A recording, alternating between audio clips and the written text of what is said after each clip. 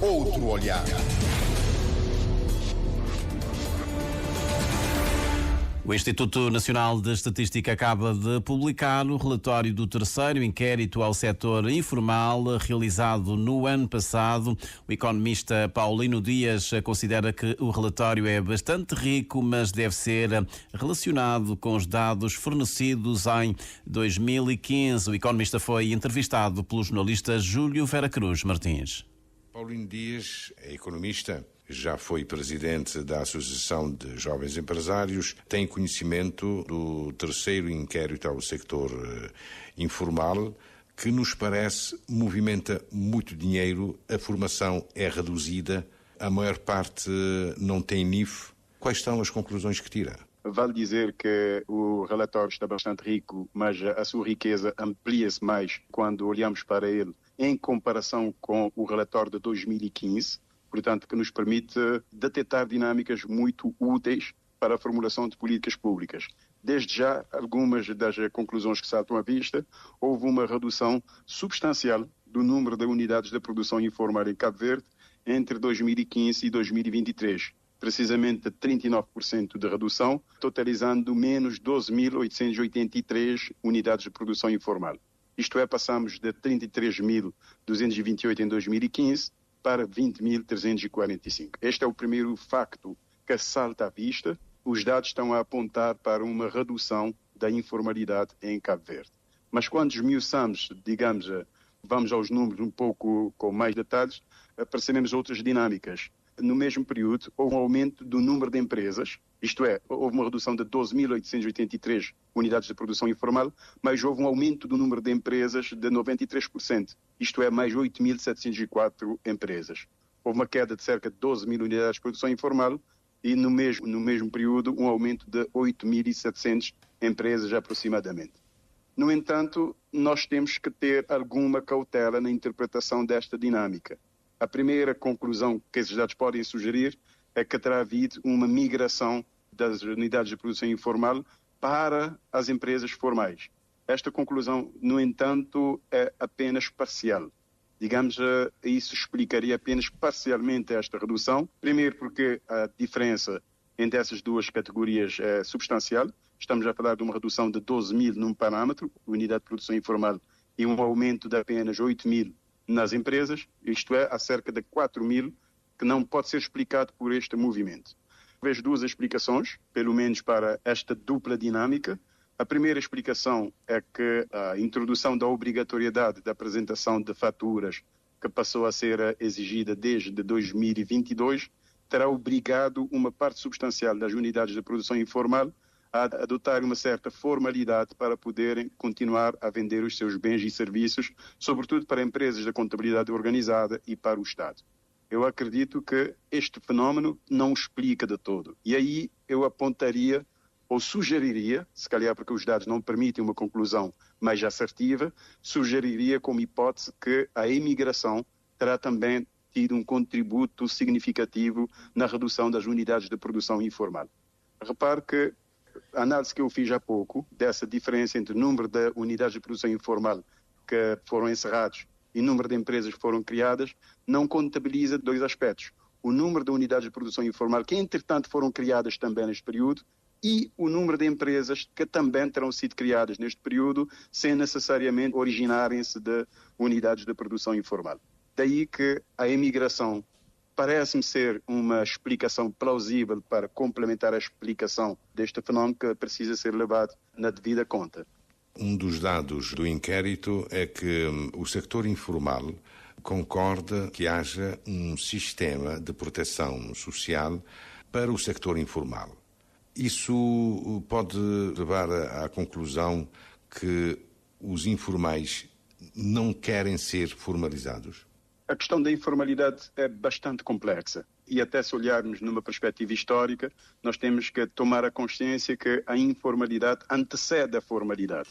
Isto é, todo o quadro legal e institucional voltado para a formalização da atividade económica veio depois da atividade económica em si. Este é um primeiro aspecto. Um segundo aspecto é que nós temos que perceber quais os efeitos negativos da informalidade para a economia. Eu não vou falar agora da contribuição positiva que tem, naturalmente tem, mas os efeitos negativos são sobretudo três. O primeiro, as unidades de produção informal não dispõem ou não estão cobertos ou abrangidos por um sistema de proteção social, formal, contributivo ou não contributivo. Este é um dos aspectos negativos da informalidade. O segundo aspecto é a perda de receitas fiscais para o Estado. Isto é, as unidades de produção informal não pagam impostos ao Estado e há ali uma perda de receitas que acaba por afetar naturalmente as finanças públicas. Um terceiro aspecto negativo tem a ver com a influenciação das dinâmicas competitivas do mercado.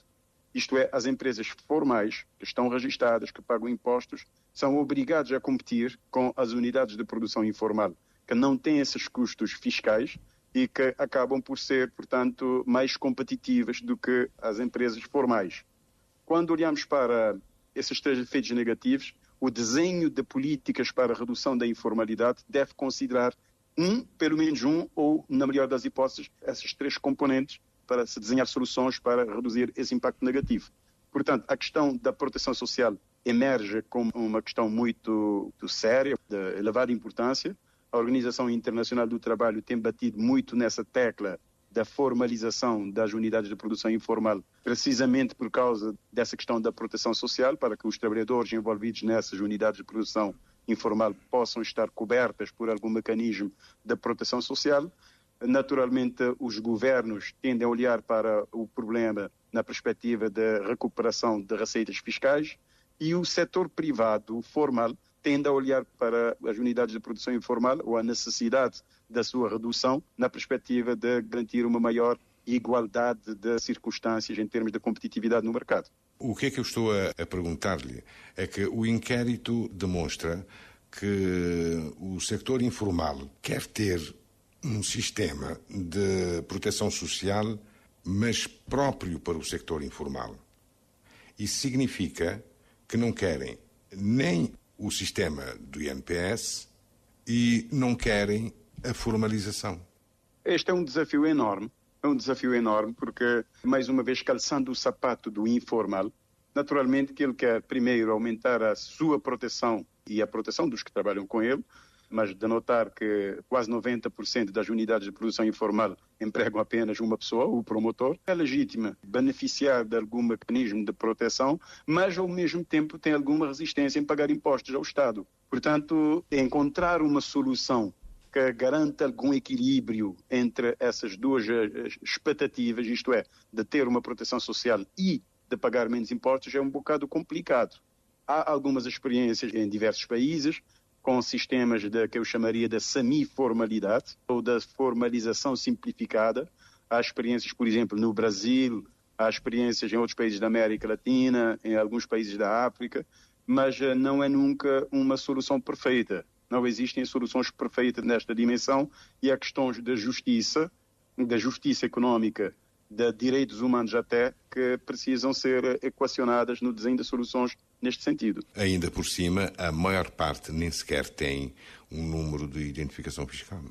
Exatamente, mas aqui entra, digamos, a contribuição da primeira explicação que eu apontei há pouco, que foi as alterações havidas na administração fiscal, que passou a impor a emissão de faturas com NIF para que as unidades de produção informal possam vender os seus bens e serviços às empresas com contabilidade organizada e ao Estado. Portanto, essa exigência da administração fiscal teve como implicação direta que as unidades de produção informal passassem a estarem registadas e terem, no mínimo, um número de identificação fiscal. Uma política que não está refletida no inquérito realizado em 2023. Só um quarto inquérito poderá demonstrar se o Estado tem razão com a medida de imposição da faturação eletrónica. Ainda a medida é relativamente recente, naturalmente ainda deve levar o seu tempo até termos uma imagem mais clara dos seus impactos, mas eu diria que se está na direção correta. Só que há um aspecto que se deve ter em mente, a questão de obrigar as unidades de produção informal a moverem-se para um quadro de formalidade existente pode, em determinadas circunstâncias, ser um tiro no pé. é preciso ter alguma cautela na implementação dessas medidas, mas o facto é que este é um primeiro passo. A questão da exigência de fatura terá tido aspectos bastante negativos, que foram inclusivamente noticiados, de pequenas unidades, pequenos operadores económicos informais, que de repente, por exemplo, passaram a não conseguir vender os seus bens e serviços, por exemplo, para hotéis. Isso é realmente um problema, tem que se acautelar esses impactos negativos. O problema foi controlado através da possibilidade de autofaturação. É um processo que eu vejo mais como transitório, mas eu diria que está-se na direção correta, em termos de aumentar a formalização da economia, mas deve-se prever medidas de mitigação do impacto negativo, sobretudo a curto prazo. Porque a médio e longo prazo a tendência é de ajustamento, desde que sejam acauteladas medidas de mitigação e de simplificação dos procedimentos de formalização. Esse próprio inquérito sobre as unidades de produção informal já revela este aspecto, que muitos promotores de unidades de produção informal têm resistência a se formalizarem por causa da complexidade, custo e tempo dos processos ligados à formalização. Esse é um aspecto que deve ser acautelado se se quer perseguir este objetivo de promover uma maior formalização dessas unidades. E por que é que diz que às vezes pode ser um tiro no pé? Repare que vários estudos têm demonstrado uma correlação quase direta entre o aumento da informalidade e crises económicas. Ou dito de outra forma, em situações de crises económicas, as pessoas tendem a voltar-se para a informalidade como uma alternativa de rendimento. Portanto, e esse é um aspecto que, digamos, deixe-me escolher bem as palavras, não significa que a informalidade é de todo má. Em determinadas circunstâncias, a informalidade é um mecanismo de saída que as pessoas encontram para poderem ter uma fonte de rendimento, sobretudo quando a economia está em crise. Daí que criar toda uma barreira, digamos, ter apenas uma abordagem punitiva, deixe-me utilizar essa expressão de propósito, uma abordagem punitiva da informalidade não é, se calhar, aconselhável, porque nós temos que prever circunstâncias em que as pessoas têm que colocar comida em cima da mesa, têm que ter rendimento, e a informalidade pode ser uma solução. Com esses dados... O que é que, na minha opinião, se deve perseguir é criar, digamos, desenhar modelos de formalização, em termos de processo, em termos de categoria de formalização, que sejam ajustadas às necessidades e expectativas dos promotores de unidades de produção informal.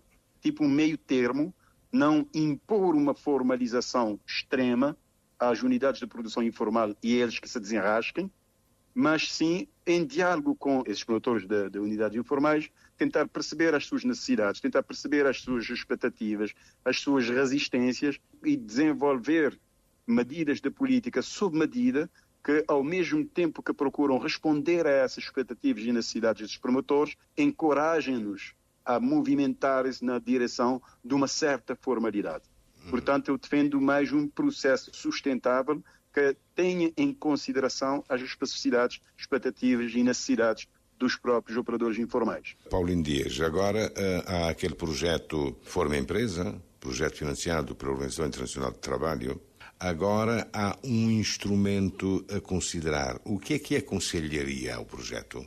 Primeiro, esse relatório sobre esse inquérito sobre o setor informal traz informações muito úteis, muito detalhadas. Há ali material extraordinário para se poder compreender o fenómeno e, a partir daí, desenhar políticas públicas mais assertivas, mais eficientes, mais ajustadas às especificidades de Cabo Verde. Eu digo que o primeiro passo será estudar, repito, esse relatório, estudar os dados que apresenta, mas também numa análise comparativa com os relatórios anteriores, designadamente os de 2009 e de 2015, até para se poder analisar as tendências, o que é que ocorreu desde então. Um segundo passo é a questão da informalidade, repito, é uma questão extremamente complexa, de modo que as políticas públicas voltadas, digamos, à redução da informalidade têm de ser integradas, têm de ser consistentes, têm de ser muito bem articuladas. Aqui, muitas vezes, o que é que nós temos assistido em Cabo Verde é uma certa abordagem pouco integrada de diferentes políticas públicas. Nós temos políticas públicas voltadas para a geração de rendimento, nós temos iniciativas voltadas para a promoção de empreendedorismo, nós temos iniciativas no plano da administração fiscal voltadas para a eficiência da fiscalização, nós temos iniciativas para encorajar, digamos, a formalização de empresas, mas quer-me parecer que estará a faltar, se calhar, um fio condutor, um elemento aglutinador que integre cada uma dessas iniciativas, que tem a sua importância, não estou a minimizar a sua importância, mas que a integre num todo coerente, num todo consistente, com um sistema, com um mecanismo próprio de monitorização e avaliação e aprendizado contínuo. Portanto, estará a faltar, se calhar, todos os atores que intervêm em domínios que acabam por impactar, direto ou indiretamente, a questão da informalidade, que se sentam à volta de uma mesa e que façam uma avaliação crítica das diferentes iniciativas, para que se possa então ver como é que podem ser articuladas de forma mais eficientes, mais integradas, mas com uma nota muito importante, que seja sempre da perspectiva do operador informal. Nesse exercício de articulação de políticas públicas, nós temos que fazer esse exercício calçando os sapatos do operador informal. Só pena de nós estarmos também a desenhar castelos na areia, a desenhar políticas públicas muito bonitas, muito elegantes, mas que no fundo não funcionam porque estão desarticuladas da realidade, das tais expectativas, necessidades e características do operador informal. Economista Paulino Dias, já entrevistado pelo jornalista Júlio Vera Cruz Martins. O Instituto Nacional de Estatística acaba de publicar o relatório do terceiro inquérito ao setor informal, realizado no ano passado. Paulino Dias considera que o relatório é bastante rico, mas deve ser relacionado com os dados fornecidos em 2015. Foi este o tema hoje em destaque no Outro Olhar. Estamos a sensivelmente 2 minutos das 8 da manhã. Teremos desporto à hora certa com o editor de desporto da RCV, o Bem-vindo Neves.